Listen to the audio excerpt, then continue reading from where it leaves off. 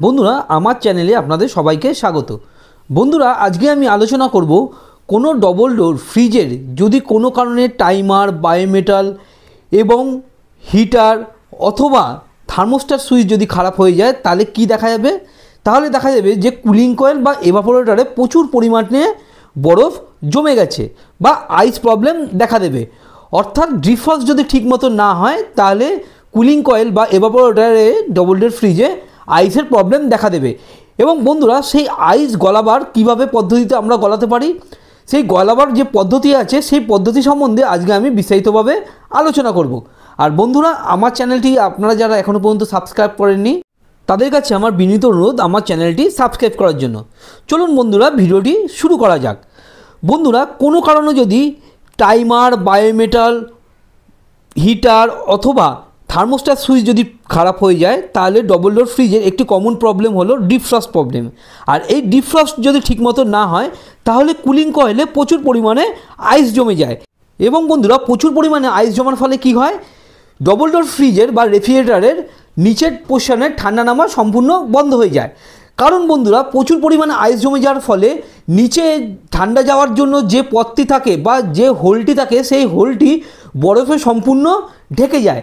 এর ফলে কি হয়, ওপরে ঠান্ডা হয় কিন্তু নিচে সম্পূর্ণ বন্ধ হয়ে যায়।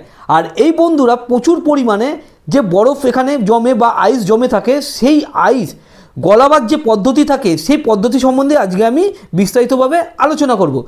বন্ধুরা সবার প্রথমে বলে রাখি, আপনারা যখনই ফ্রিজের ঢাকনাটি খুলবেন, ঢাকনাটি খোলার সময় খুব ধীরে সুস্থে আপনারা ফ্রিজের ওপরের কুলিং কয়েলের বা এভাপোরেটরের ঢাকনাটি আপনারা খুলবেন। কারণ খুব টানা হেঁচা করে যদি খুলতে থাকেন এর পেছনে এভাপোরেটরের ঢাকনার যে ক্রেসিংটা আছে এর পেছনে যে থার্মোকলটি থাকে সেই থার্মোকলটি ক্ষতিগ্রস্ত হতে পারে বা ভেঙে যেতে পারে। সেই জন্য বন্ধুরা যখনই আপনারা এই বরফ গলাবার জন্য আপনারা প্রয়োজনীয় পদক্ষেপ নেবেন, সঙ্গে সঙ্গে আপনারা যে ঢাকনাটি আছে সেই ঢাকনাটি আপনারা খুব ধীরে সুস্থে খুলবেন। এবার বন্ধুরা যে বরফ গলানোর যে পদ্ধতি সেই পদ্ধতি সম্বন্ধে আজকে আমি বিস্তারিতভাবে আলোচনা করব। দেখুন বন্ধুরা এখানে যে কুলিং কয়েল বা এভাপোরেটরটি দেখা যাচ্ছে ডবল ডোর ফ্রিজ বা রেফ্রিজারেটরে, সেখানে প্রচুর পরিমাণে আইস জমে গেছে। এবং খালি যে সেখানে আইস জমেছে তা না, যে নিচে নামার জন্য যে হোলটি আছে সেটা সম্পূর্ণ বরফে ঢেকে গেছে।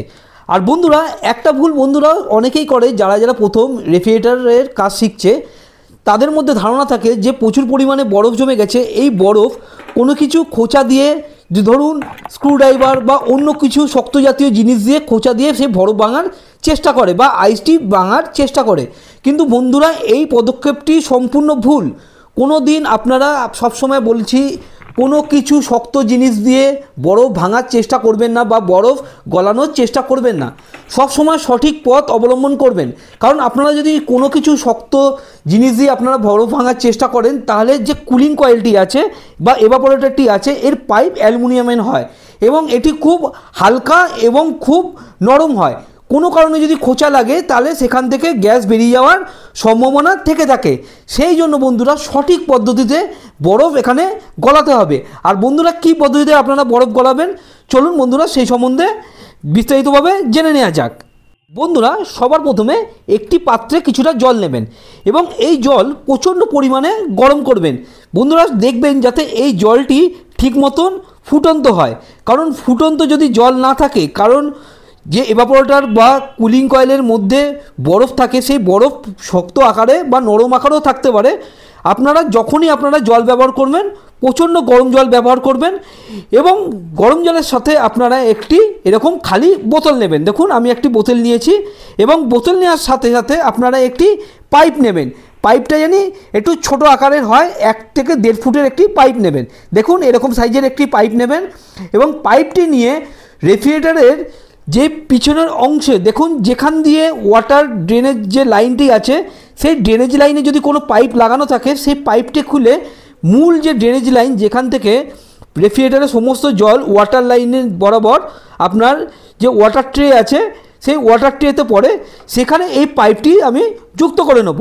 কারণ এই পাইপটি যুক্ত করার মেন কারণ হলো, আমি যদি কোনো কারণে প্রচুর পরিমাণে কুলিং কয়েল বা এভাপোরেটরে আমি যদি জল ঢালি, গরম জল ঢালি, সেই জল গলে যদি এই নিচের মধ্যে দিয়ে এই ওয়াটার পাইপ দিয়ে পড়তে থাকে তাহলে নিচের ওয়াটার ট্রে খুব ছোট হয়।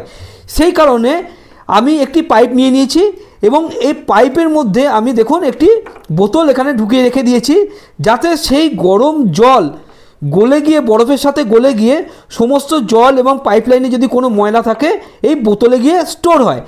না হলে যে ওয়াটার ট্রে আছে সেই ওয়াটার ট্রে প্রচণ্ড জলে ভরে যাবে। সেই কারণে আমি একটি খালি বোতল নিয়ে নিয়েছি এবং এই পাইপের মধ্য দিয়ে আমি এই জল এই বোতলে প্রবেশ করাবো। দেখুন বন্ধুরা, যে গরম জল আছে ফুটন্ত, সেই ফুটন্ত গরম জল আস্তে আস্তে একটি কাপ বা একটি পাত্রের সাহায্যে আমি কুলিং কয়েলে আস্তে আস্তে ঢালছি। দেখুন, কুলিং সব সময় আপনারা এরকমভাবেই ব্যবহার করবেন।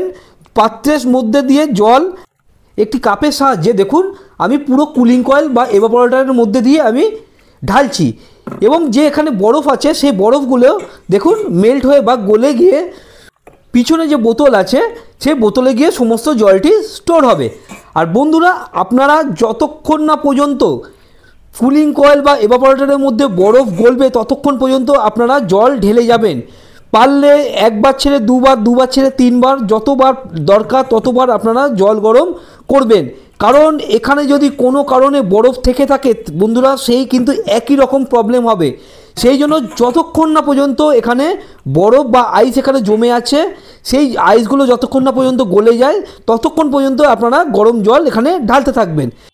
দেখুন বন্ধুরা, এখানে যে বোতলটি রাখা আছে সেই বোতলে জল পড়া শুরু হয়ে গেছে। দেখুন এখানে জল আস্তে আস্তে ভেতরের যে বরফ গলা জল সেই জলটি এখানে পড়তে শুরু করে দিয়েছে এবং কেবলমাত্র যে বরফ গলা জল সেটাই পড়ছে না, এর সঙ্গে পাইপ লাইনে যদি কোনো কারণে কোনো ময়লা থেকে থাকে সেই ময়লা এর মধ্যে, এই বোতলের মধ্যে সম্পূর্ণ এইভাবে বন্ধুরা কুলিং কয়েল বা এভাপোরেটরের মধ্যে রেফ্রিজারেটরের যতক্ষণ পুরো বরফ না গলা পর্যন্ত আপনারা জল এরকমভাবে গরম জল আস্তে আস্তে কাপের সাহায্যে আপনারা ঢালতে থাকবেন। বন্ধুরা, একটুও বরফ যাতে না থাকে সেই দিকটা আপনারা খেয়াল করবেন কুলিং কয়েলের মধ্যে।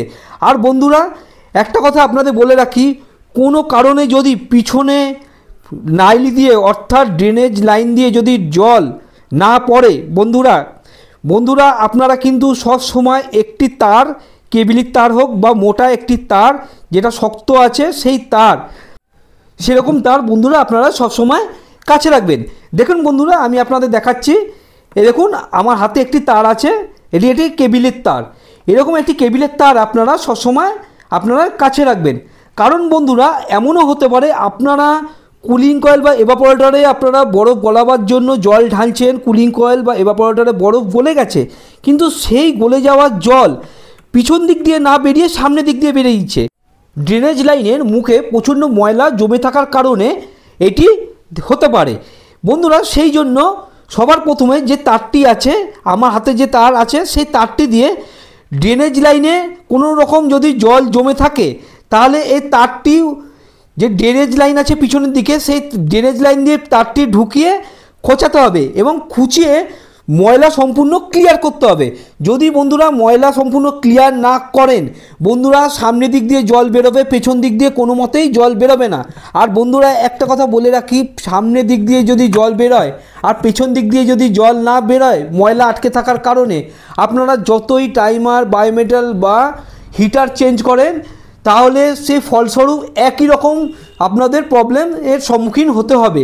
সেই কারণে আপনারা সব সময় ড্রেনেজ লাইনটি আপনারা সব সময় ক্লিয়ার রাখবেন বন্ধুরা। কারণ ড্রেনেজ লাইনে যদি প্রচুর পরিমাণে ময়লা আটকে থাকে তাহলে প্রথম যে জলটি আপনাদের বা বরফটি গলে জলে পরিণত হবে, সেই জলটি সেখানে ঠিকমতো ক্লিয়ার না হয়ে সেই জলটি কুলিং কয়েল বা এভাপোরেটরের চেম্বারে আটকে থেকে জলটি ঠান্ডায় জমতে আরম্ভ করবে এবং জমতে জমতে সেই জলটি বরফের আকার ধারণ করবে এবং বন্ধুরা সেই একই রকম প্রবলেমের সম্মুখীন হতে হবে। এখানে ডিফ্রস্ট যদি করেও থাকে বন্ধুরা, বরফ জমতে জমতে একসময় ডিফ্রস্ট হওয়া সম্পূর্ণ বন্ধ হয়ে যাবে আর বন্ধুরা একই রকম প্রবলেম দেখা দেবে।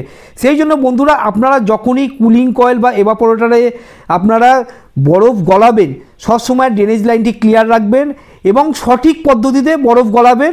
এবং কেবলমাত্র যে বরফ গলাবেন কুলিং কয়েলের মধ্যে সেটা না বন্ধুরা, দেখুন এই সামনে যে চেম্বার আছে, চেম্বারের তলায় যেখান দিয়ে হাওয়া বেরোচ্ছে সেখানেও যদি কোনো রকম বরফ থাকে সেই বরফগুলো আপনারা সম্পূর্ণ সরিয়ে ফেলবেন, যাতে নিচে বা নিচের চেম্বারে ঠান্ডা বাতাস ঠিক মতন চলাচল করতে পারে। বন্ধুরা, সমস্ত রকম ডবল ডোর ফ্রিজে বরফ গলাবার বা আইস মেল্টিং করার পদ্ধতি একই রকমভাবে।